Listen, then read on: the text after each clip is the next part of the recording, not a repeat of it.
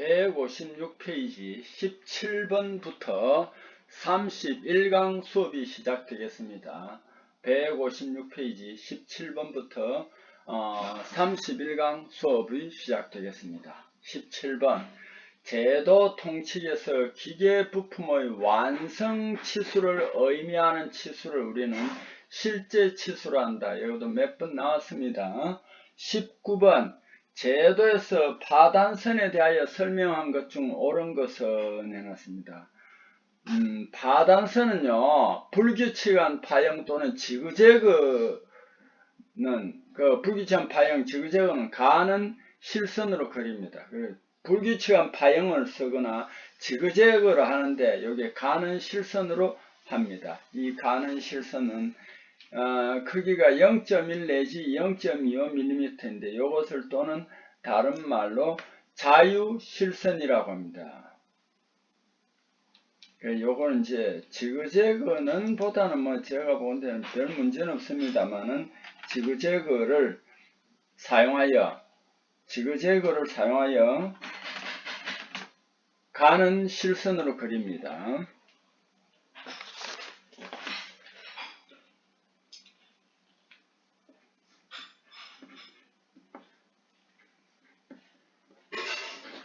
그 다음에 21번 기어 피치원 지름이 150mm예요. 이 수가 50개일 때 그 모듈 값은 요 150을 50으로 나누니까 얼마가 되느냐 하면 3mm가 되겠습니다. 23번 이제 피인에 대해서 쭉 나와 있습니다. 피인에 대한 호칭, 이에 따른 지름 표시할 때 잘못된 것을 내놨습니다. 평행 P는요, 핀 지름으로 표시합니다. 평행 P는 핀 지름으로 표시합니다. 그 다음에 분할 P는 핀 구멍 치수로 표시합니다. 자, 여기에서 테이프 P는 작은 쪽의 지름으로 표시합니다. 작은 쪽의 지름으로 표시합니다. 자, 그런데 슬롯 테이프 핀이 나왔습니다. 슬롯 테이프 핀은 테이프 가장 큰 쪽 지름을 선택한다 했는데 아닙니다. 가장 작은 쪽 지름을 선택한다. 이렇게 이제 제도 규격에 정해져 있는데요. 그럼 가령 예를 들어 이것도 한번 여러분 찾아보세요. 슬롯 테이프 핀은 이제 이럴 핀의 역할은 뭐 하는 거냐? 어떤 물체가 있으면 좁은 걸 넣어가지고 핀을 넣어가지고 고정을 해주거나 이제 핀의 역할은 고정을 하거나 정렬을 하거나 회전 제어하거나 전달을 하거나 분리 조립을 쉽게 하게 하는 이런 그 역할을 합니다. 핀의 종류는 평형 핀, 테이프 핀, 분할 핀, 스프링 핀 등이 있고 여기 슬롯 테이프 핀도 있습니다. 그럼 슬롯 테이프 핀은 어떠냐? 분할 핀도 뾰족한 게 두 개가 갈라져 있는데 갈라져 있는 걸 넣어가지고 딱 펼쳐버리면 딱 그 고정이 됩니다. 슬롯 테이프 핀은 끝만 갈라져 있습니다. 끝이 갈라진 것을 이제 슬롯 테이프 핀이라며 테이프 가장 작은 쪽 지름을 표시합니다. 슬롯 테이프 핀은 이렇게 끝이 갈라진 것입니다. 끝이 갈라진 것입니다. 자, 평형 핀은 기계 부품을 조립하거나 위치 결정할 때 평행으로 되어 있는 핀입니다. 분할 핀은 두 갈래입니다. 전체가 두 갈래입니다. 평행 핀은 기계 부품을 조립하거나 위치 결정할 때 여기 쓰는 거니까 평행합니다. 분할 핀은 전체가 두 갈래이며 주로 볼트 넛을 결합할 때 체결하는 걸 말하고 풀림 방지용입니다. 여기에 분할 핀입니다. 테이프 P는 50분의 1, 테이프는 경사가 있습니다. 테이프, 50분의 1 테이프가 있습니다.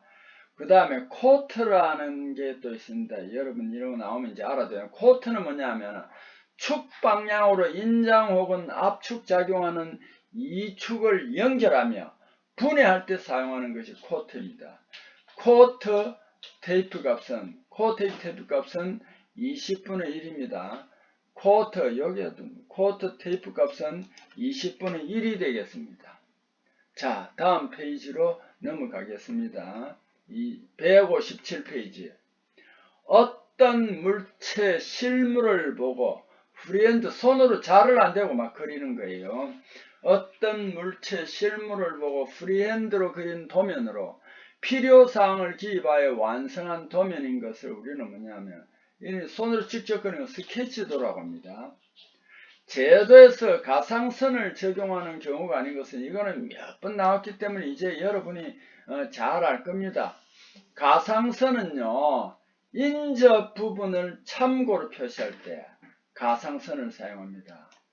가공 부분을 이동 중 특정 위치로 표시할 때 가상선을 쓰고요. 공구, 지그 등의 위치를 참고로 나타낼 때 가상선을 씁니다. 그런데 물체가 단면 형상을 표시할 때는 해칭선을 씁니다. 45도로 이렇게 껐습니다. 그래서 이게 아닙니다. 자, 가상선 쓰는 거는 보기 이런 게 아니고 여러 번 나왔습니다. 그 다음에 25번 제도에서 물체의 구조 기능 설명을 위한 도면에 해당하는 설명이죠. 그죠? 설명도입니다. 평면도는 구조물을 위에서 보고 그린 그림입니다. 그래서 높이가 없습니다. 일각삼각법 두 가지가 있습니다. 조립도는 모든 기계요소를 조립된 전체 그림입니다. 주요 부품 조립 개소 표시되어 있습니다. 기계장치 특징이나 기능과 조립 작업 순서도 알 수 있습니다. 부품도는 기계 구성 각 부품 개별적으로 자세히 나타낸 도면입니다. 27번 물체의 보이지 않는 부분을 나타내기 위해 사용되는 선은 여기서 파선입니다. 이렇게 된 파선, 파단선하고는 구분해야 됩니다. 자, 도면 표제란에 기입하는 사항은 척도, 도면 명칭, 도면 번호 등입니다. 단 재질 같은 거는 어디 하느냐 하면 부품란에 기입합니다. 자, 그 다음 페이지 158페이지입니다. 158페이지입니다. 사철, 모래로 된 광석입니다. 그래서 저는 이제 제 개인적인 생각인데 중국이 사실은 몽골을 하나 점령해 있죠. 몽골이 지금 내몽골, 외몽골인데 한쪽은 지금 중국이 가지고 있거든요. 거기에는 사막에 이런 사철이 많을 거예요. 사철 광석에서 가장 많이 이용되는 성광법은 뭐냐면 철광석은 대체적으로 자기적인 성질을 있습니다. 그래서 이걸 자기가 달린 분리기로 이렇게 회전을 하거나 이러면 자기적인 성분이 많은 철광석은 달라붙겠죠. 이런 식으로 해가지고 선광 처리할 수 있습니다. 자, 다시 한 번 더 자력 선광에 대해서 여기서 여러분 비중 선광이나 부유 선광이나 중액 선광에도 앞부분에 한번 설명이 자세히 되어가 있고 이 내용이 나와 있습니다. 그래서 여기서는 그런 거는 생략하고 자력 선광을 한 번 더 설명하겠습니다. 자장에 놓인 광물 입자의 움직임은 그 자성으로 지배되며 중력장과 어떤 각도 이루는 자장에서는 입자에 작용하는 합력이 각각 크기 방향이 다르므로 다른 종류의 광물은 각각 분리되며 크로킷형 자력 선광기가 또 가장 대표적입니다. 자, 31번 분광석, 광석을 가루로 만든 분광석을 펠레타이징 단광법으로 제조할 때의 장점이 아닌 것은 장점이 아닌 거예요. 미분광, 이거 기술 용어가 어려운 게 자꾸 생략을 많이 해요. 미분광이란 말은 미세분광이라는 뜻이에요. 미분광 처리가 가능합니다. 당연하죠, 그죠? 0.1mm 정도도 가능하니까 가압성형하여 강도를 정대한다. 강도를 정대하는 거 아닙니다. 이게 강도가 너무 높으면 안 됩니다. 물론 이제 생펠리러스로 만들 때는 이렇게 이제 압력이 어느 정도 들어가겠지만 가압성형한다는 말은 조금 안 맞고요. 강도가 정대되는 것도 조금 안 맞습니다. 여기에서는 기공률이 유사하다 맞고 입도가 균일합니다. 그래서 펠레타이징을 다시 한번 더 설명하면 미분광이 여기는 또 분체라는 말이 있네요. 분체라는 말도 가루 상태입니다. 분체 약간의 액체 등을 첨가하고 벤토나이트도 첨가합니다. 0.1mm 정도 되는 걸 지름 수밀리미터 한 20mm 정도의 펠릿 제조 공정입니다. 분체, 철광석 가루죠. 용융액, 농충액 등을 입상화하여 조립. 이 조립이라는 것은 기계 부품을 맞추는 거 아닙니다. 입자가 크게 하는 것을 우리는 조립이라고 하고 영어로는 그래뉴레이션이라고 합니다. 자, 33번. 철광석 중 결정수와 탄산염 분해하여 CO2 제거하는 것. 특히 결정수를 제거하고 CO2를 제거하는 것은 뭐냐면 우리 하소. 이 하소가 상당히 많이 나왔습니다. 영어로는 켈신이에요. 영어로는 켈신. 어떤 물질을 고온으로 가열하여 그 휘발 성분 일부 혹은 전부 제거하는 조작이 하소예요. 예를 들어 탄산 마그네슘 MgCO3 있잖아요. MgCO3는 그 함유 탄산기가 한 800 내지 900도씨에서 CO2로 해가지고 분리가 됩니다. 그래서 하소 마그네시아를 넣습니다. 마그네시아. 35번. 원료 이송하는 벨트 컨베이어 능력의 결정 요소가 아닌 것은 벨트 속도 능력이 결정이 되겠죠. 벨트의 폭, 벨트 각도. 그런데 벨트의 길이는 이 벨트 컨베이어 능력의 결정 요소가 아닙니다. 자, 이거 꼭 좀 알아주시고. 자, 그 다음 페이지로 넘어가겠습니다. 159페이지 37번 세팅 챔버. 여기서 여러분 여기에 챔버 뒤에 뭐 불필요한 괄호가 들어있네요. 요걸 없애 주세요.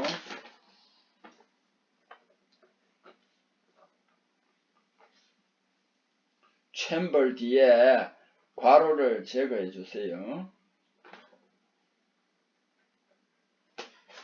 자, 세팅 챔버에서의 더스트 포지 원리는 세팅 챔버 요거는 여러분 나중에 이제 실기할 때 한번 실물을 한번 보여드리겠습니다. 세팅 챔버이라는 것은 거기에 포지 원리는 중력 더스트 포지 반응은 요거는 중력 원리를 이용한다라는 거 알아두세요. 중력 원리를 이용합니다.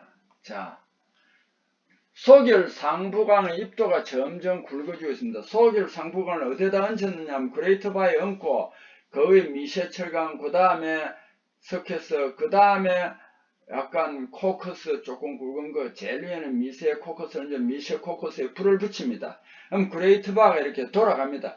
쭉 돌아가면서 열기가 밑으로 쭉 가면서 이제 나중에 소결이 되는데요.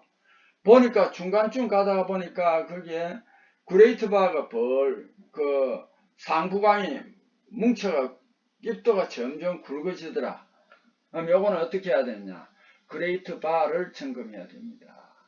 39번 정량 절출 장치 CFW입니다. Constant Feed Weight인데 요거도 실기에 잘 나옵니다. 정량 절출 장치가 뭐냐 이렇게 묻고 있습니다.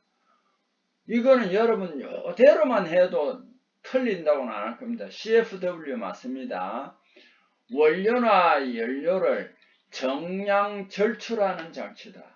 여기는 뭐가 있느냐 하면은 반드시 그게 있습니다. 로드셀이 있습니다. 로드셀. 그 로드셀이 말이죠. 정확하게 요구하고 있는 중량을 재서 그만큼 탁탁 보내줍니다. 공급합니다. 이걸 정량 절출 장치라고 합니다. Constant Feed Weigher. 연료나 원료를 쭉 컨베이어 벨트로 옮기다가 정량만큼, 규정량만큼 절출해주는 장치를 정량 절출 장치라고 한다 해도 실기시험할 때 틀린 게 아니에요.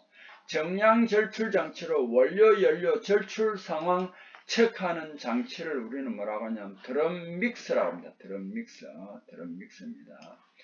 테이블 급광기, 포이드미터, 저광조 뭐 이런 것도 있는데 여기에 그 중에서 드럼 믹스가 이렇게 정량 절출 장치로 제출한다는 거 알아두세요.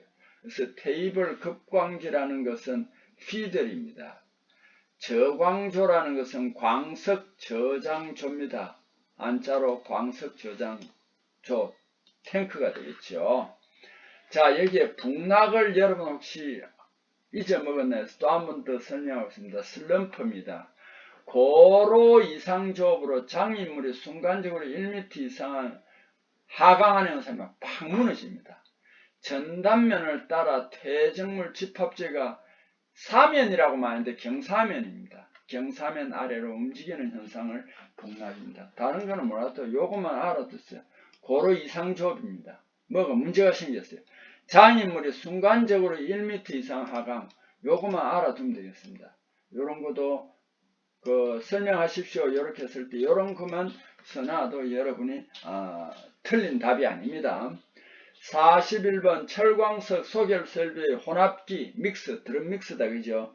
역할, 이건 제가 몇 번이나 말씀드렸습니다. 몇 번 나왔습니다. 혼합, 조립, 수분 첨가. 수분 첨가한다는 것은 조섭입니다. 뭐 다른 걸 몰라도 혼합, 조립, 수분 첨가 여기까지는 꼭 알아야 됩니다. 왜? 실기 필답할 때 주관식으로 써야 되잖아요.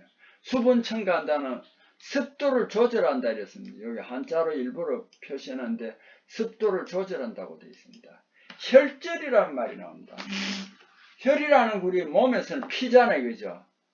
이게 뭐냐면 개공기 타격 중 타격을 받을 때 신구 머드제 접착성 불량과 머드제 중 수분 휘발분의 과다, 산소의 개공이 많을 때, 머드제 재질이 불량할 때 이렇게 막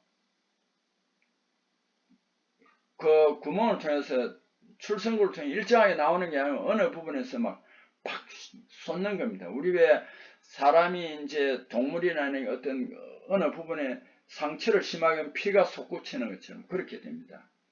이건 그래서 그 출생구를 머드건으로 막아두었는데 이걸 타격할 때 타격을 너무 받을 때 팍 튀어오르는 거. 그래서 개공기 타격 중 타격을 받을 때 맞겠죠, 그죠? 이럴 때 혈절이 생기고요. 신구 머드제, 그러니까 새로운 머드제, 옛날 머드제 접착성 불량으로 또 생기는 경우가 있고, 그 다음에 머드제 중에서 수분, 휘발분이 과다할 때 그 부분에서 팍 터지는 거예요, 반응해서. 그 다음에 산소의 개공이 많을 때, 산소가 산소로도 개공할 때 있거든요. 산소의 개공이 많을 때 여기 이제 충격에 의해서 이제 반응이 터지는 겁니다. 철은 산소 산화를 많이 하잖아요, 그죠? 그래 뭐 온도가 올라가네 터집니다. 산소와 개공이 많을 때, 개공은 여러 가지가 있습니다. 구멍통 머드제 재질이 불량할 때 그렇겠죠. 이런 것도 혈절 현상을 몇 가지 적으세요 하면은 실기할 때는 적어줘야 됩니다. 노벽이 이제 항상 기술용에서는 부분적으로 이렇게 안 하고 국부적으로 이렇게 하죠. 노벽이 국부적으로 얇아져 노에서 가스 용해물이 분출될 때의 조치사항, 냉각판 또는 냉각반이라고 합니다. 냉각판 또는 냉각반이에요. 이걸 삽입해 줘야 됩니다. 바람구멍 지름을 조절해 줘야 되고 좀 줄여야 되겠지요. 외부에서 물을 뿌려 냉각하는 거, 스프레이 하는 거, 이런 것 등이 노에서 가스 용해물이 분출될 때의 조치 사항에 해당하겠습니다. 자, 이번 강의는 이 페이지에서 시간이 이제 좀 흘렀기 때문에 여기에서 마치겠습니다. 자, 여러분 강의 듣느라 수고했습니다.